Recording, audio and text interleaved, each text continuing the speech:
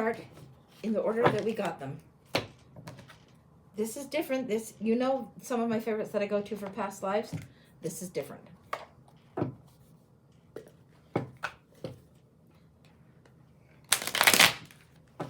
This is Carolyn Miss Archetype cards. She's the one that did Sacred Contracts. She does the anatomy, energy anatomy or something like that.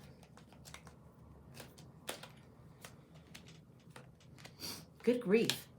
Okay, Sacred Contracts. That's the thing that she talks about. She talks about these archetypes in that book. Really good book. I won't even loan it. It's so scratched in, scribbled in. I've had it for years. Good book. This comes up as 3 individuals. The Exorcist, the Knight, and the Vampire. Good grief.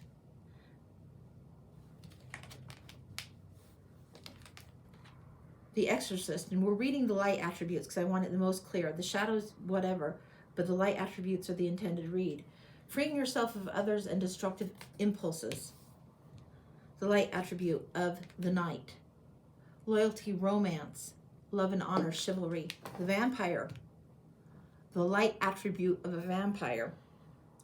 Makes you aware that someone or something is draining your life force. This one I did feel more in the shadow. We're reading it in the shadow. Depleting others for your psychic survival. Chronic complaining or codependency. That's how they lay. All right. This is 3 people. I don't know who's who yet. Angels and Ancestors deck. We want this one for this card here.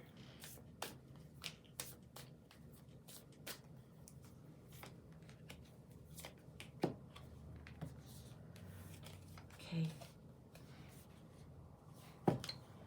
We've got the great teacher. Some people would view this as Jesus. This could be other people represented. This could be the Exorcist, the Sacred One, the Holy One here. This is somebody who is teaching, who is helping draw things a different direction. This feels external to you. This isn't you. This is someone else. You might have viewed them in a place of authority. It could have been parental or religious or just spiritual leader. This is what's going on here. This is saying learn from experiences. Okay. This con job. Interesting. This con job, this is aspirations of youth and assigning something that isn't there that's there. It leads you to hold on too tightly to something that isn't yours. This feels like the you energy. Now the lesson here, you've got the animal guardian, trust your instincts in summer. This is be in joy and light. You thought this was summer. The traveler moving in the new direction. This is something that was really difficult for you right here.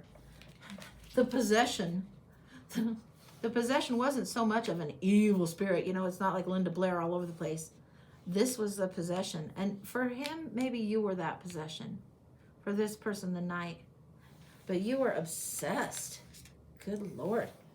Way obsessed. Way obsessed. The traveler, you were supposed to get on your way, and you would do anything to hold on to this person. Anything that you could do. You didn't give a damn. Wow. Okay. You were in vampire mode in a not good way. You would take and drain from whatever you needed to. You were an opportunist. The traveler is who you're trying to get to be. Traveler is more the energy you'd be in now, but there's shades of this where you know how to work a situation to your advantage, and sometimes you know better than to do so. Caught in the ruins of the divine physician. Again, we're getting almost like a Christ reference. Now, that's not the religion that everybody has. But caught in the ruins of the divine physician. This is a healing that happens, a lesson of unconditional love, a lesson of allowing your higher self to lead the way, even though it might come at peril or sacrifice. This is a lesson for you to have. This is a reminder. Caught in the ruins. Somehow, this will be a throwback. It will come through in a codependent way in this lifetime. It was a lot bigger, uglier, hairier mess in lifetimes past. in this one, it goes before there were knights even called knights, okay? This is the archetype, but they wouldn't have been called that in your particular cultural setting. This is feels more tribal than anything else. Okay? Now this is the, I don't know what this ancient tarot of a sort, what is this called? I don't know if it's the ancestral wisdom or something like that. Something like that. Okay. And these cards, they're like works of art. I won't mess with them. They're gorgeous and they're huge, but there's no way to cut them down to size as far as easy shuffle. Really?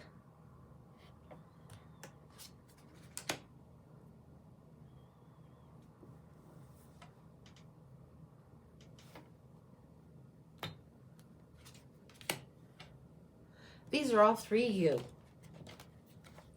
And some of this I'm not living to see, but I'm telling you anyway, because past life, there you have it.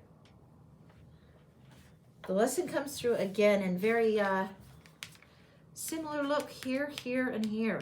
Can you show her these?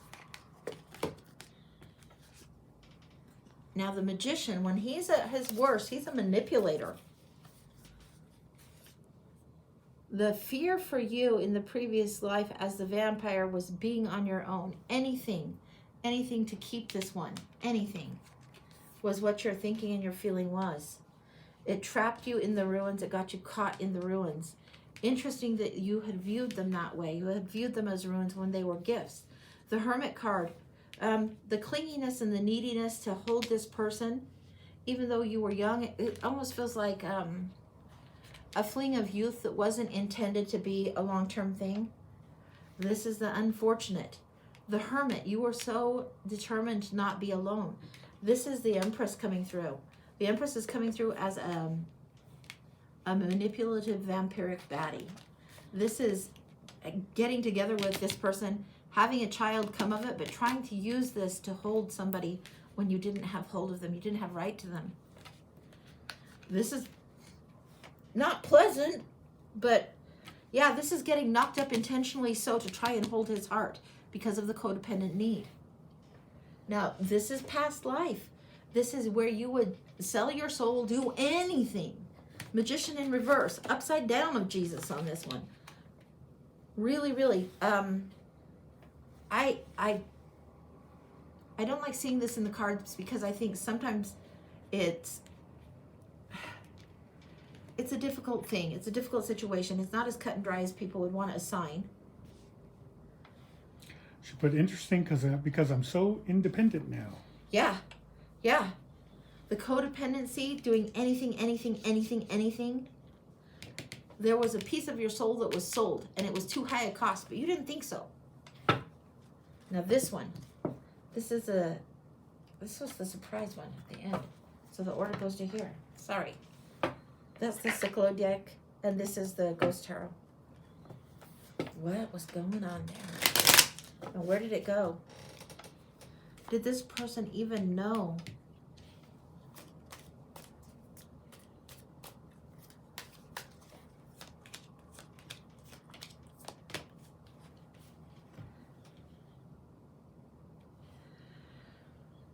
We have the Five of Wands, conflict, competition, strife. This is, you felt competing energies. You knew something was missing, but you tried to take it anyway. And the fear of being alone, so strong. She's walking on her own. It's like he's going beyond her, the range-wise, the actual miles and distance. We're getting bigger. Now this is a diabolical star card. I've never seen this be this. This is like planning. This is scheming. Scheming to create the perfect situation. It's like drunken seduction. Wow. Drunken seduction of a situation because you wanted things on your terms, stubbornly so. Drunken seduction. And he goes off and you think he'll return and he doesn't return. You had your plan all cooked up perfect. I think you tried to get word to him before the, things went off. There was secrets, entrapment. There really was a lot of trickery, a lot of shysteriness. And you held your ground. You really thought that this person, in particularly, was to be yours and you wanted to own. You were a baddie. I don't know how to tell you any. You were a baddie.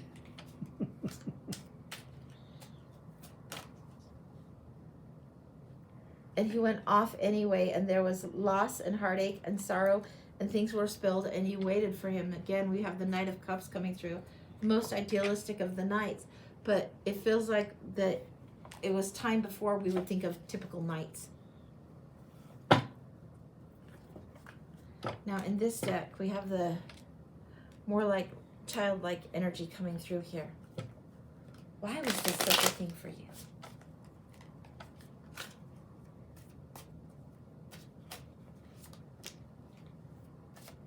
Nine of Cups, the wishes, the desires, the wanting of things, but seeing from a child's eyes. All right, I'm getting it. Hang on. Ace of Swords, Three of Swords, Nine of Wands, standing strong, and Two of Cups. There's a sense of there was an abandonment, there was a cutting off of a sort that happened early in your life before you met this person. So it's like you had pretty much emotional loss everywhere. You operated this way because you had to. This was survival mechanism. It wasn't just snottiness. It was kind of survival mechanism. Family wasn't around as strongly as it should have been. There's this Ace of Swords where things were cut from you. Three of Swords, big time heartache. The Nine of Wands, standing strong but being all on your own, alone in the nursery, alone. And let me just double check myself on this one. The representation of the Two of Cups, it's usually to do with soulmates and lovers and all that. There's very twin energy here, and I think that's what it is. Oh yeah. It's a splitting of twins. It's a splitting of twinness. Now, I don't know if the other physically was taken to a different place and like the parents split up, or if there was death.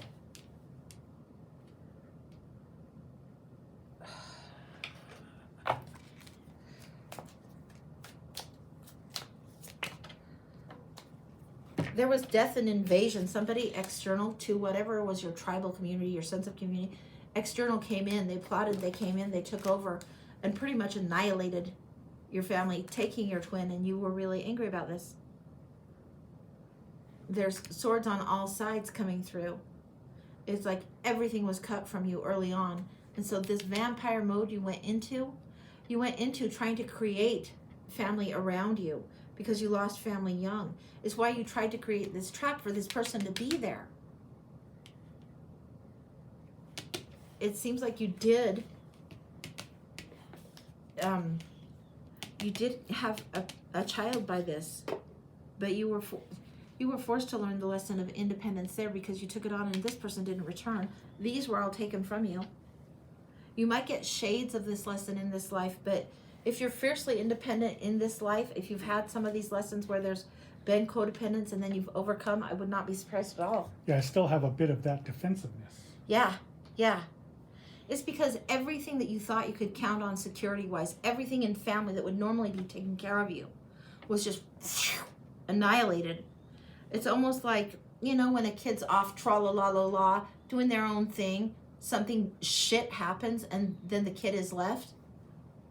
That's what it was like. Too soon. And it wasn't just a sense of, this sounds snotty or whatever. It wasn't just a sense of being an orphan and losing your whole family. You lost your twin. And only feeling safe when I'm in control. Yeah, no surprise. Anything else coming forward? Where else did this go? We're not to be coming forward yet. This Empress is calling me out. Hang on. It's like you figured out This is you would sell your soul, do whatever it takes to take care of you and who came along, because you were willing to do this to get what you wanted here, to find family. And with him not coming back, you and the little one were who you would protect. But that happened to me in this life too. I'm not sure which part you mean that happened to you, but holy moly. Going forward.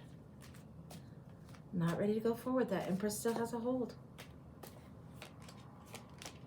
That's the truth. King of Wands, ego action was taken. This is someone that isn't super great at getting close to people, but gets people to go with their plan, with their program. And they're usually excited to go through here.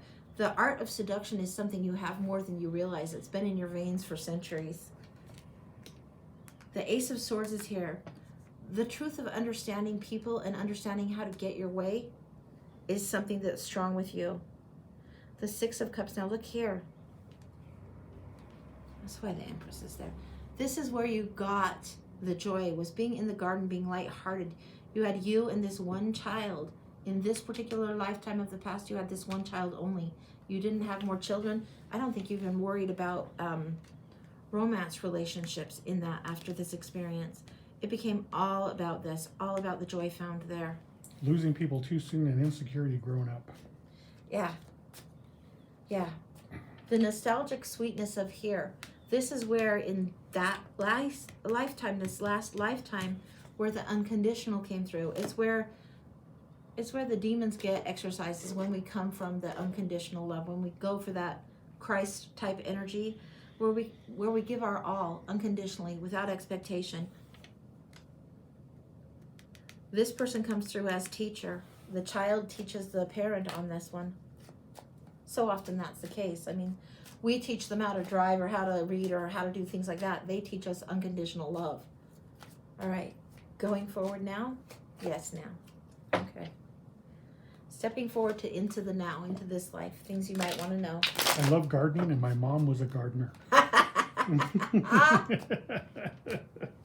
And the roles so often flip. Okay, going into the now.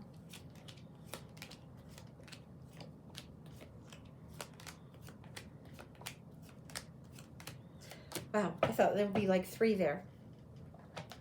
The heartache of the past is meant to teach you. It's meant to be something you use. Not the heartache of just this past life, but the heartache of your past in this particular time on earth is meant to teach you. It's not so much about betrayal. It's about learning the trueness. Learning the heart wants what the heart wants, but doing what is the greater good, the higher lesson. Having that. Sitting on the fence a bit before you decide to go in the honorable way. It's not meant as a sermon or a lecture. It's meant to say there was evaluation.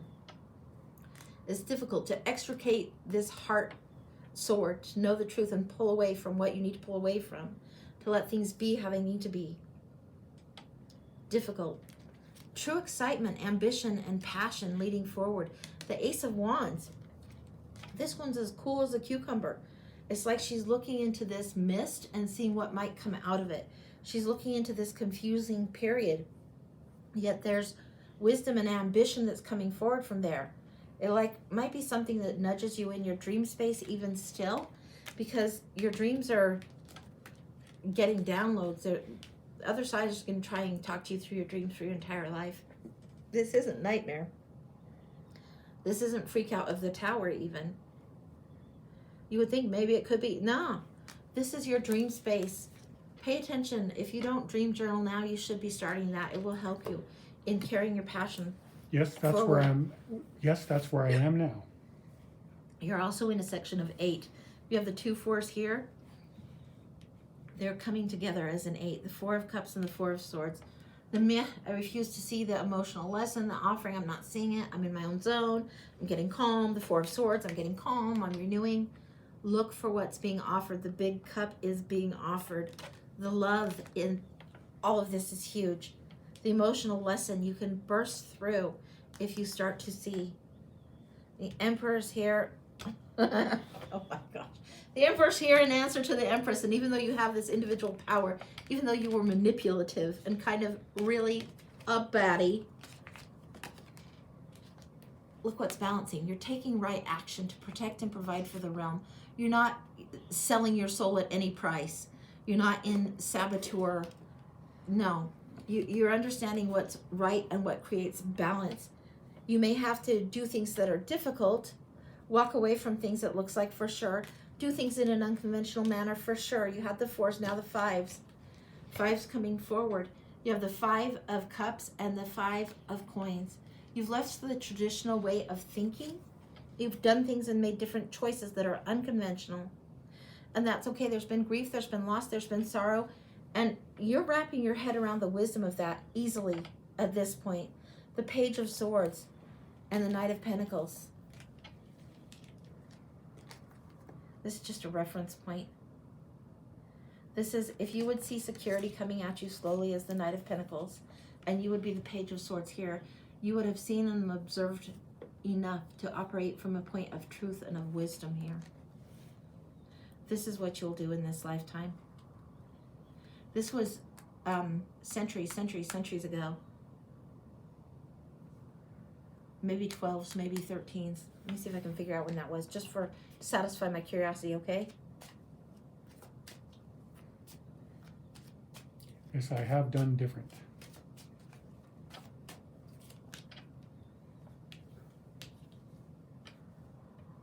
Late 13th, maybe 14th century is what I'm getting. The emotional balance you learn here.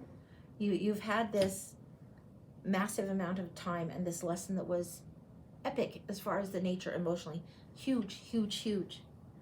You've come to this point of balance now, but this is, I ask for time frame. Kings are like 14. It's late 13 into the 14th century. It's where I'm getting this. Anything else?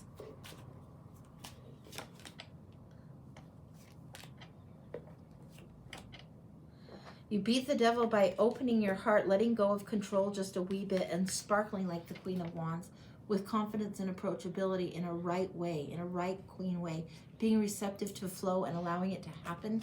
That's where your greatest resource is, and that's how you beat the devil. Was I royal? No, not in this particular one. Now, in another one, perhaps. In this particular one, no. No, you weren't. Not in this one. That's not what I'm feeling. And if I were, then I'd be like, yeah, we all would like to be royals. But in this particular one, no. Your family station, it wasn't completely shitty peasant suffer. But because your family was taken so quickly, it made a big challenge. Later on, definitely you had things a little bit more lush because you were a schemer back then. So that's what I've got. But yeah, beating the devil by opening up the heart at the right time, being confident in what you're doing independently at the right time is how you win. And you're going to move past through this lesson if you haven't already. But this is the life that came up to show you. But someone told me that before. Yeah, you may well have been. It's not like we only have one past life. We have multiple past lives. Lots of them. So yeah, that's wild. Very wild. Wow. Thanks for letting me do that. That's always so much fun for me to do. I love those. Love those.